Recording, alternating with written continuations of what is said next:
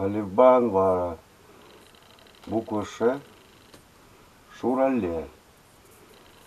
И один в поле воин, если он пограничник.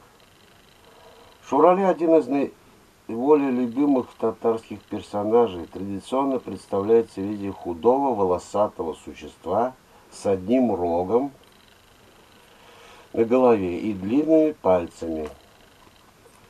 Живет в лесу, может даже жениться и иметь детей. Смертен, но убивать его не разрешается. Любит щекотать людей, может защекотать до смерти, нападает только на одиноких, пугает всех жутким хохотом, но боится воды. Слово «шурлете» означает запугивать. Но, возможно, Шурале, как и его русский собрат Чурила, это пограничник. Ведь слово «чур» — «шур» подалю имеет значение границы, грани.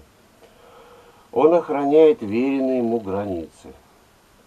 Тогда Балтыр, вымышленное имя в переводе с татарского, означающее «в прошлом году», у Габдулла-Тукая, придя в лес за дровами, ночью нарушил несколько границ. Границу село-лес, из аула в лес, границу день и ночь, ночью лунный, границу свое-чужое, за дровами, границу тишина-шум, топором-то тук да тук, и был сильно удивлен появлению пограничника.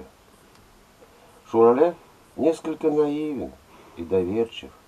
Ему 2 раза повторять не надо. Попросили подержать бревно — подержал. Попросили помочь — помог. А нарушитель границ Балтыр, он вместо того, чтобы, извинившись, отправиться домой, нейтрализует Шурале, защемив его пальцы в щели в бревне, выставив того посмешищем перед собратьями.